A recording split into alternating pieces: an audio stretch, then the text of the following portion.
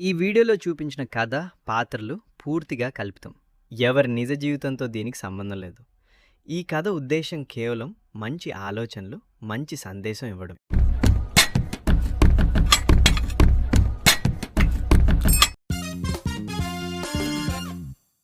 ఈ లోకంలో ఎవ్వరూ ఎవరికీ సొంతం కాదు.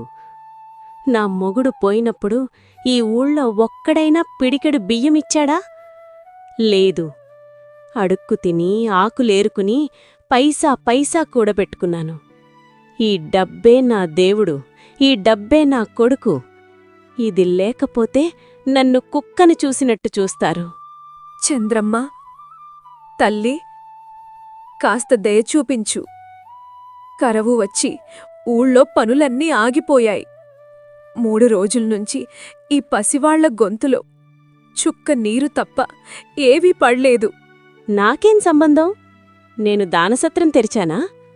మీ కర్మకు నన్ను బాధ్యురాల్ని చేస్తారేంటి? వెళ్ళండిక్కడ్నించి. అలా అనకమ్మా. నీ ఇంట్లో పాత ధాన్యం బస్తాలు మూలన పడి పురుగులు పడుతున్నాయని ఊరంతా అనుకుంటున్నారు. పురుగులకు పెట్టే బదులు నా పిల్లల ఆకలి తీర్చమ్మా. దేవుణ్ణీకు మంచి చేస్తాడు. రేపు పొద్దున పనులు మొదలవ్వగానే నీ రుణం తీర్చేస్తాను. రుణం తీరుస్తావా? నీ ముఖం చూడు, కట్టుకోడానికి గుడ్డలేదు, రుణం ఎలా తీరుస్తావు? రేపొద్దున ఏమైనా అయితే నా డబ్బెవడిస్తాడు? ధాన్యం పురుగులు పడితే ఆ పురుగులే తింటాయి. నా సొత్తు నా ఇష్టం. ఉచితంగా ఇవ్వడానికి ఇక్కడ ఏమీ లేదు. అమ్మా, కడుపులో కాలిపోతోందమ్మా. ఆ బామ్మని అడగకు, వెళ్ళిపోదాం. చూశావా చంద్రమ్మ, పసిదాని మాటలు. నీక్కూడా ఒకప్పుడు పిల్లలు పుట్టి చనిపోయారని విన్నాను. ఆ మాతృత్వంతో అయినా ఒక్క ముద్ద పెట్టు. నా గతం గురించి మాట్లాడే అర్హత నీకు లేదు. నా బిడ్డలు పోయినప్పుడు ఏ దేవుడూ రాలేదు. ఇప్పుడు నీ బిడ్డలకు నేనెందుకు సాయం చేయాలి? వెళ్ళు. నా గడప తొక్కితే మర్యాద దక్కదు. The next day. చంద్రమ్మా,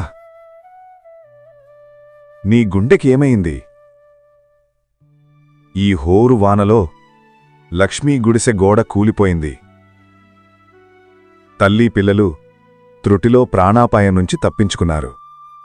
ఈ రాత్రికి వీళ్లను నీ ఇంట్లో తలదాచుకొనివు.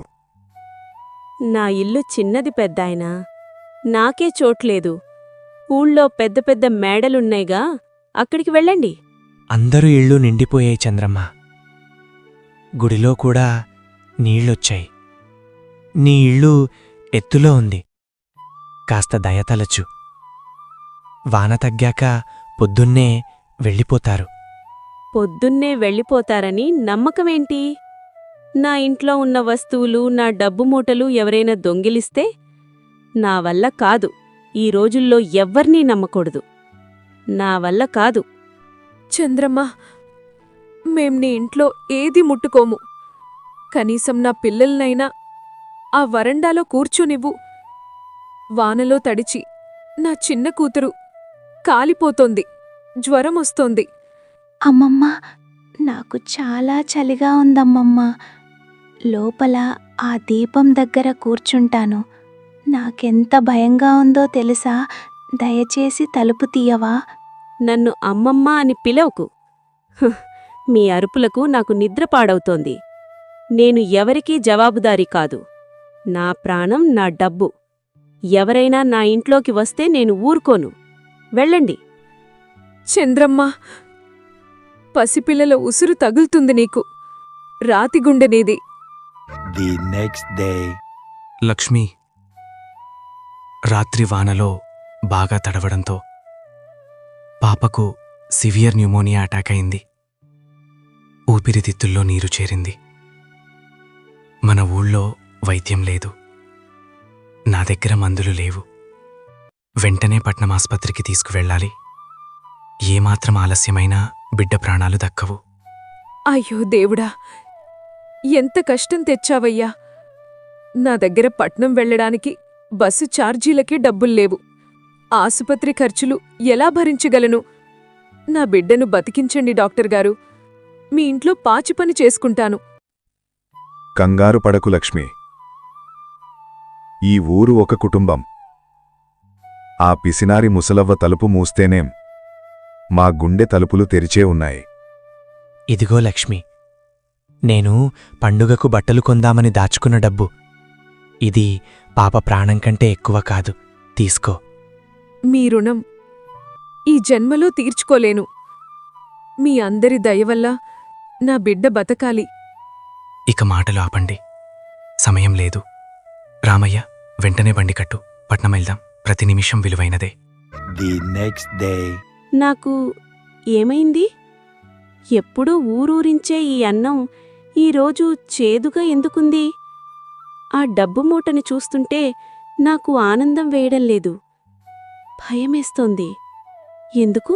అమ్మమ్మ, నాకు చాలా చలిగా ఉందమ్మమ్మ. ఆగండి, నన్ను వదిలేయండి. నేనేం తప్పు చేశాను? నా రక్షణ కోసం నేను తలుపు మూసుకున్నాను.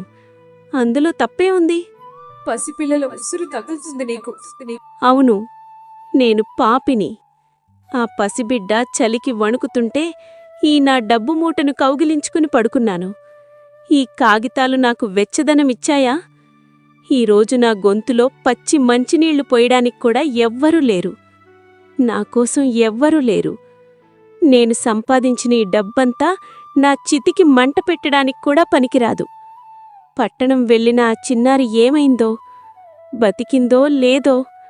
నేను చంపేశానా? నా పిసినారితనం ఒక పసిబిడ్డను బలి తీసుకుందా? దేవుడా, నన్ను క్షమించు. నాకీ బతుకు వద్దు. The next day. లక్ష్మీ, నన్ను క్షమించవే తల్లి. నా పాపాన్ని క్షమించు. చంద్రమ్మ, ఏం చేస్తున్నావ్? పెద్దదానివి, నా కాళ్లమీద పడతావేంటి? లే పైకి.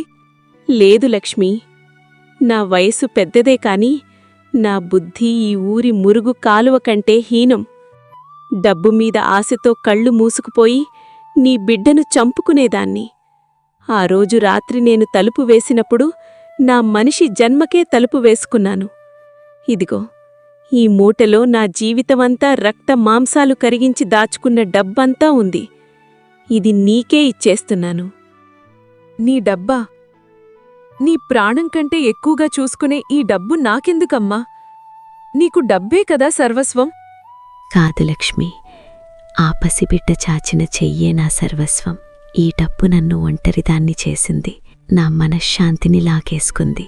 ఈ డబ్బును ముట్టుకుంటే నాకు ఆ పాప వణికిన దేహమే గుర్తొస్తోంది.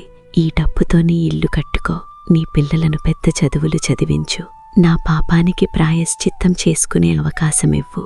చంద్రమ్మ, డబ్బు ఇచ్చి పాపాలు కడుక్కోలేము. ఆ రోజు ఊరంతా తలా ఒక చెయ్యి వేసి నా బిడ్డను బతికించారు.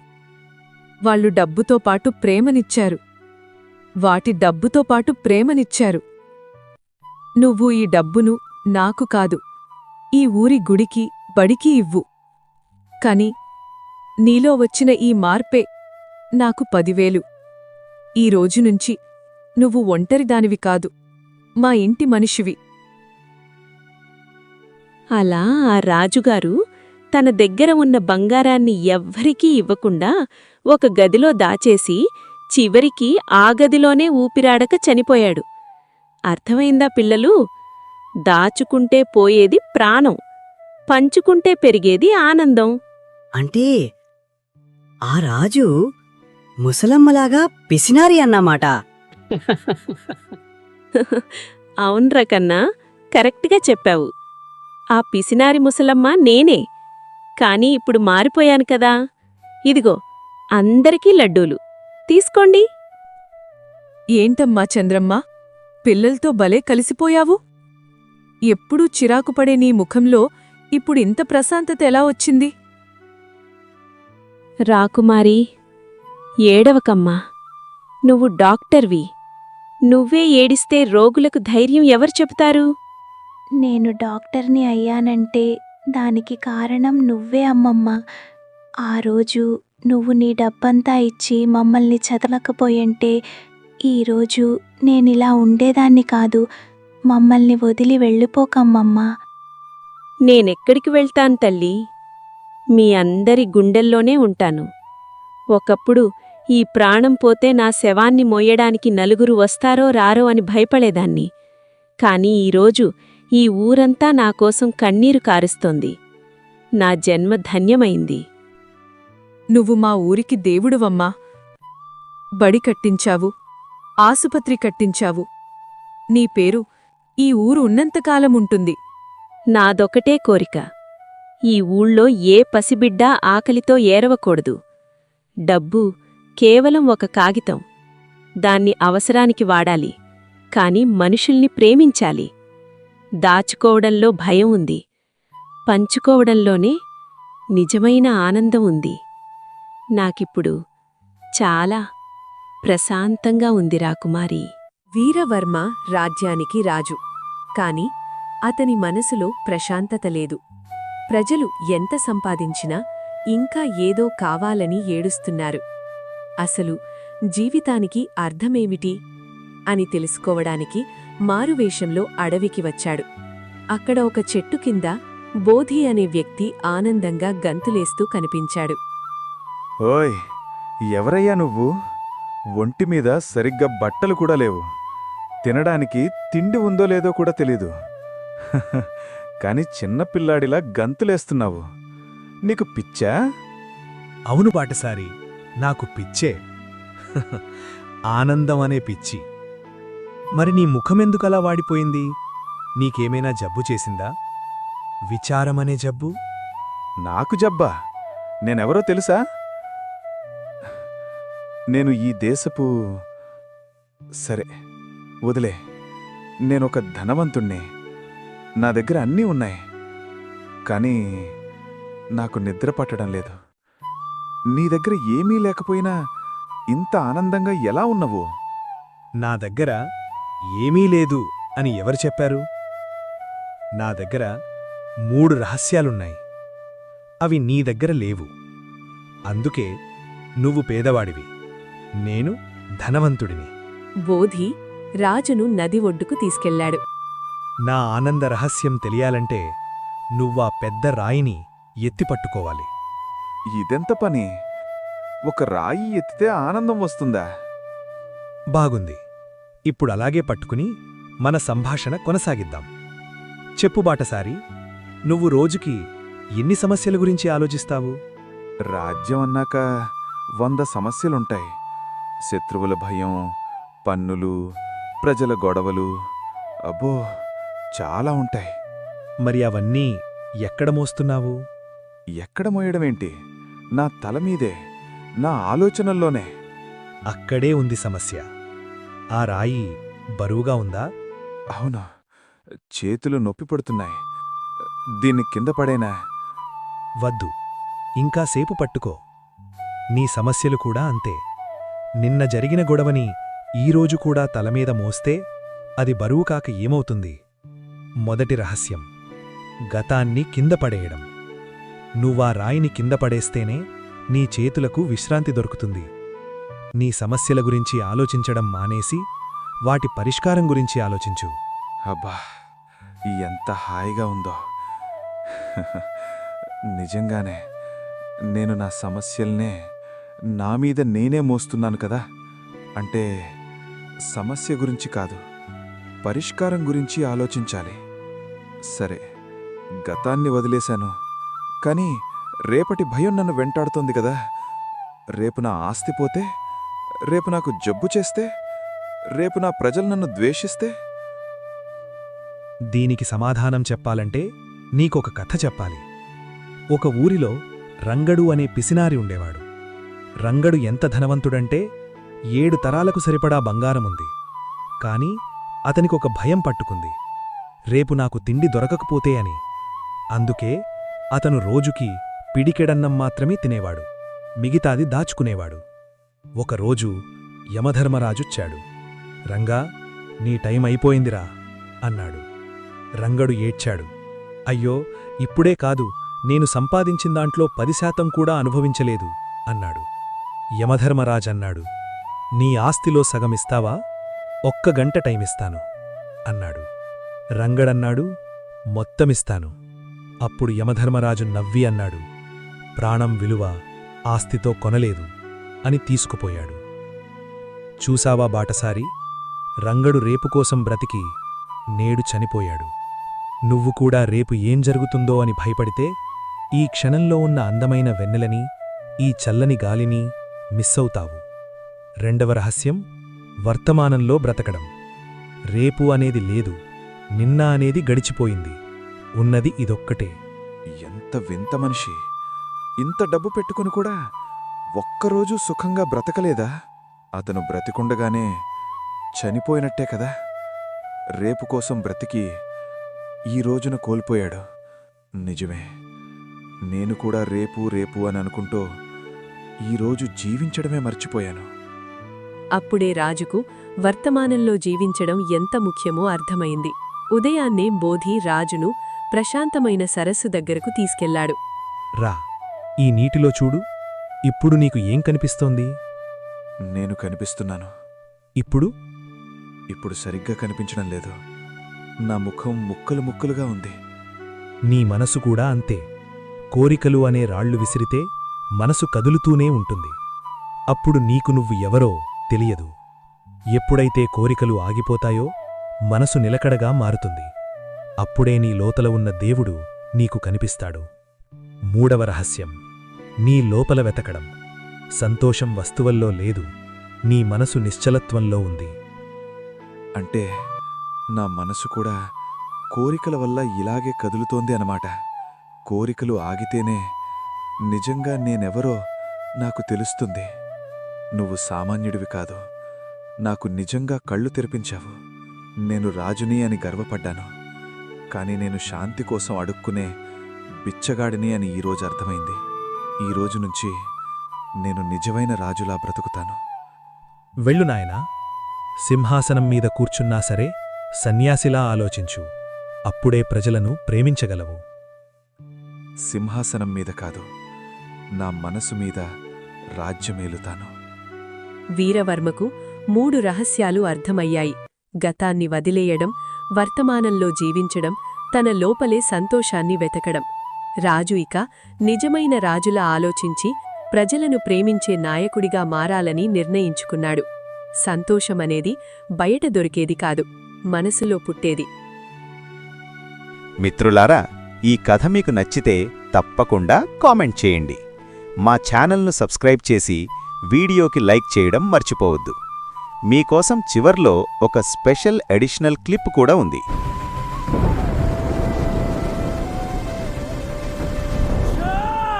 కమాన్, స్టార్ట్ అవ్వు ప్లీజ్. ఇప్పుడు కాదు, అసలు ఈ టైంలో ఇక్కడికి రాకుండా ఉండాల్సింది. నో సిగ్నల్, ఒక్క పాయింట్ కూడా లేదా? ఇంజిన్ మొత్తం సీజ్ అయినట్టుంది. ఈ వర్షంలో ఏం చేయాలి? అక్కడ ఏదో ఇల్లు ఉన్నట్టుంది. అదృష్టం బాగుంటే ఎవరైనా ఉండొచ్చు. ఎవరూ లేరా? హే, ఎవరైనా ఉన్నారా? ఇది పాడుబడిన ఇల్లా లేక ఎవరైనా ఉంటున్నారా? ఎవరది? దారి తప్పిన బాటసారా లేక విధి తీసుకువచ్చిన అతిథా? చూడండి, మీకు డబ్బులు కావాలంటే ఇస్తాను. నా దగ్గర చాలా క్యాష్ ఉంది. నాకు కొంచెం తాగడానికి వాటర్ ఇస్తారా ప్లీజ్? డబ్బు? ఇక్కడ నీ డబ్బు చెల్లదు నాయనా.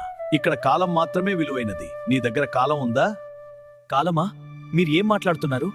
నాకు అర్థం కావడం లేదు. నాకు కేవలం కొంచెం సాయం కావాలి. రా, ఆ మంట దగ్గర కూర్చో. ఎన్నో ఏళ్లుగా నీలాంటి అతిథి కోసమే ఈ ఇల్లు ఎదురు చూస్తోంది. అతా, అసలు నువ్వు ఒంటరిగా ఈ దట్టమైన అడవిలో ఈ పాత బంగ్లాలో ఎలా ఉంటున్నావు? నీకు కనీసం భయం వేదా? భయం ఎవరికి నాయనా? ఉన్నవాడికా లేనివాడికా? అంటే ఏం మాట్లాడుతున్నావు? ఎవరికైనా ప్రాణం మీద తీపి ఉంటుంది కదా, భయం ఉండదా? చూడు విక్కీ, నీ దగ్గర కారు ఉంది, జేబులో డబ్బు ఉంది, అందుకే అవి పోతాయేమో అని నీకు భయం. కానీ నా దగ్గర పోగొట్టుకోవడానికి ఏమీ లేదు, అందుకే నాకు భయం లేదు. అసలు నీ దృష్టిలో భయం అంటే ఏంటి? భయం అంటే ఏముంది తాత, చనిపోతామేమో అని. కానీ నా దగ్గర డబ్బు ఉంది. నాకు ఏదైనా అయితే కాపాడటానికి సెక్యూరిటీ ఉంటుంది, హాస్పిటల్స్ ఉంటాయి. డబ్బు ఉంటే దేన్నైనా కొనొచ్చు.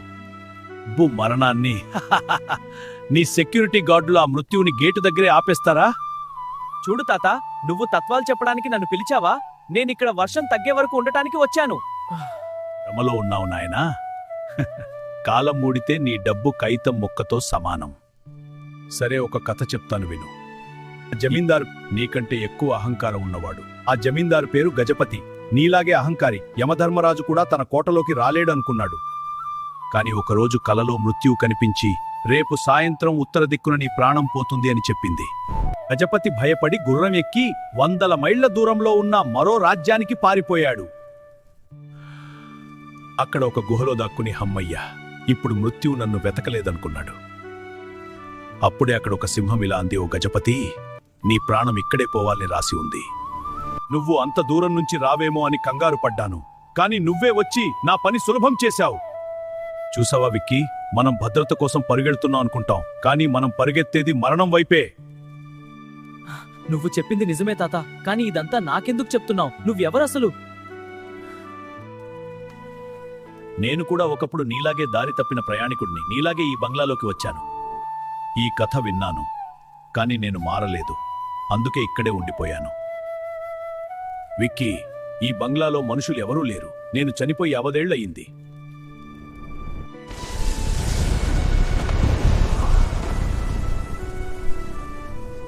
అయ్య బాబోయ్, కొంప ముంచావు కదారా ముసలోడా!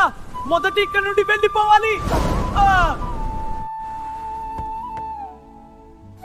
నిన్న రాత్రి జరిగింది కలనా లేక నిజమా? జీవితం చిన్నది మిత్రమా. అహంకారాన్ని వదిలే, ఆనందాన్ని పంచు.